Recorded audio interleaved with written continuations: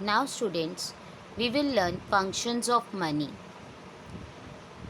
Primary functions of money. Primary means most important functions of money. सबसे important use क्या है money का? First one is medium of exchange.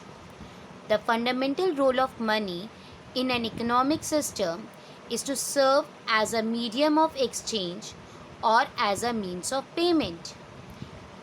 Money क्या है? सबसे इम्पॉर्टेंट रोल मनी का मीडियम ऑफ एक्सचेंज. हमको कुछ भी परचेज करना होता है तो हम क्या करते हैं बेटा? We will pay the money and we will purchase that goods. See that is why it is written here, money commands general purchasing power to purchase goods and services which people want. Is that clear, the first point? Now, the second one, measure of value. Money serves as a common measure of value or unit of account in terms of which the value of all goods and services are expressed. It means what? Money क्या है? Common measure of value. Common measure of value means हमने सब commodities के जो value है उसको किसके terms में मेजर करी है? मनी के. तभी हम कुछ भी मार्केट में लेने जाते हैं तो हम उनसे क्या पूछते हैं? इस गुड्स की कॉस्ट क्या है, कितना मनी हमको इसके लिए पे करना है. क्यों? क्योंकि सारे गुड्स को हमने किसके टर्म्स में मेजर करा है? मनी के टर्म्स में. Now, we will learn secondary functions of money. तो हमने फर्स्ट तो प्राइमरी फंक्शंस ऑफ मनी पढ़े. प्राइमरी फंक्शंस ऑफ मनी मतलब most important functions of money. इसके अलावा भी मनी के और भी फंक्शंस हैं. Secondary functions. सेकेंडरी फंक्शंस का मतलब क्या होता है? That is second additional functions. First one is standard of deferred payments. Standard of deferred payments means we are talking about the future payments. It means that money acts as a standard for making future payments. It has made deferred payments much easier than before.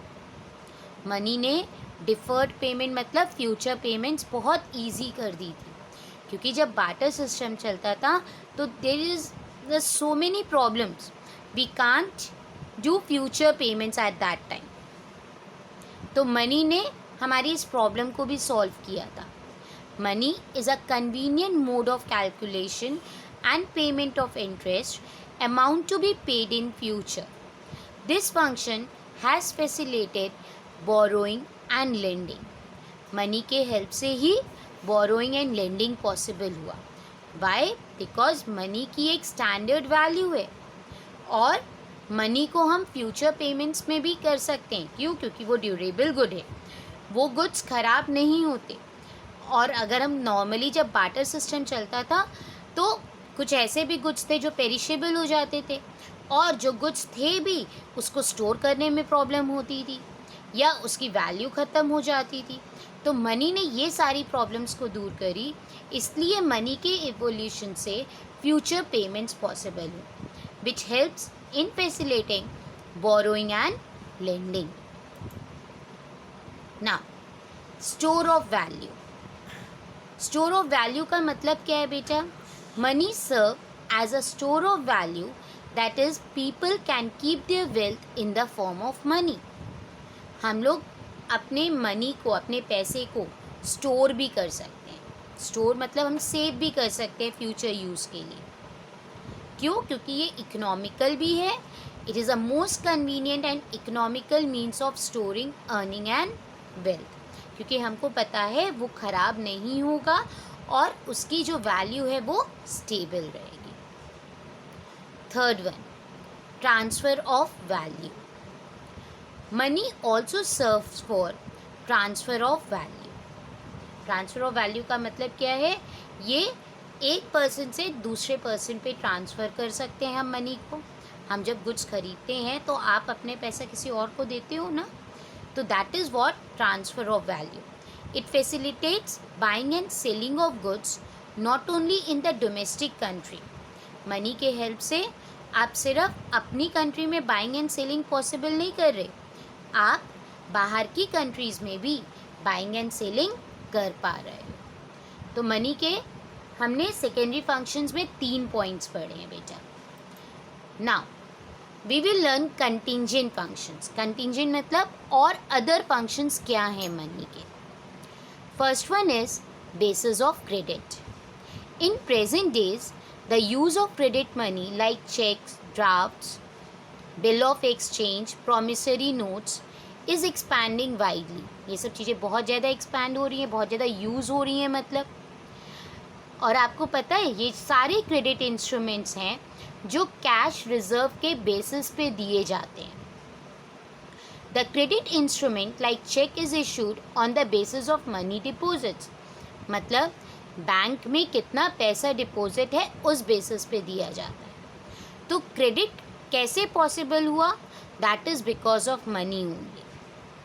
अगर हम checks या draft पे कर पाते हैं, किसी को दे पाते हैं, वो मनी के एवोल्यूशन के बाद ही ये पॉसिबल हुआ।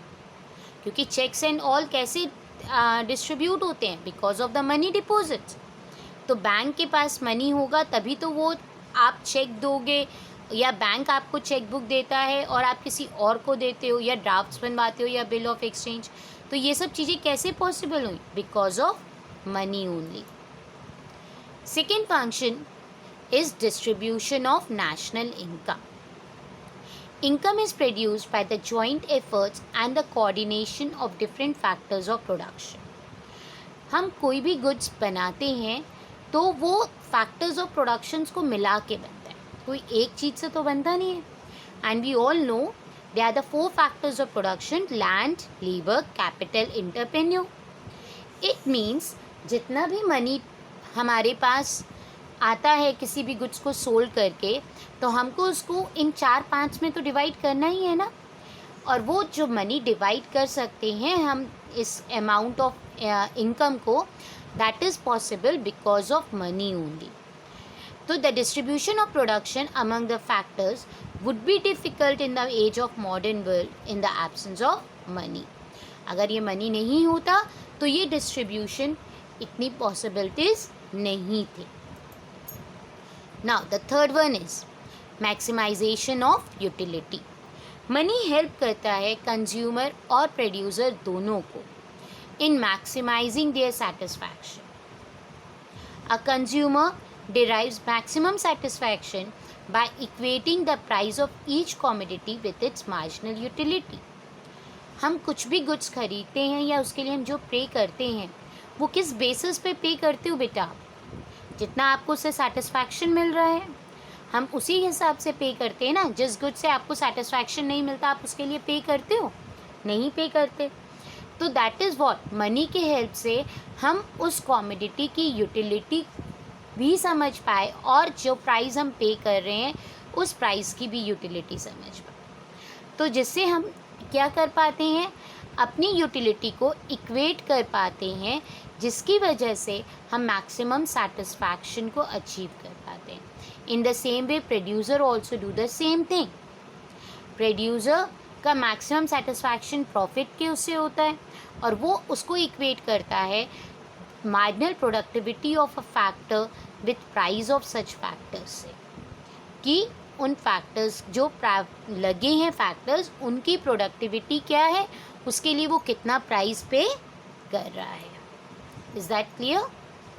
Now, in the next video, we will learn about supply of